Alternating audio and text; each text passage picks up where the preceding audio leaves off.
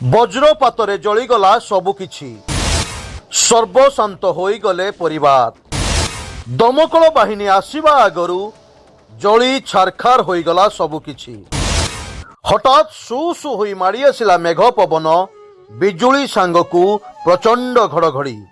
ଏତିକି ବେଳେ କିଛି ବୁଝିବା ଆଗରୁ ହୁତୁ ହୁତୁ ହୋଇ ଜଳି ଉଠିଲା ସବୁକିଛି। ବାଲେଶ୍ୱର ଜିଲ୍ଲା ସିମୁଳିଆ ବ୍ଲକ ବଙ୍ଗାଳପୁର ଇଶାଣ ଗ୍ରାମରେ ଘଟିଯାଇଛି ଏଭଳି ଏକ ଅଭାବନୀୟ ଘଟଣା।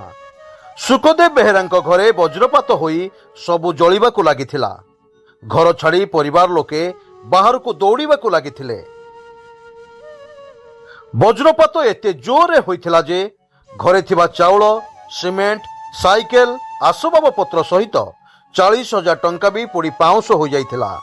ଅଡ଼ା ଦମକଳ ବାହିନୀ ପହଞ୍ଚିବା ଆଗରୁ ସବୁ ଶେଷ ହୋଇଯାଇଥିଲା।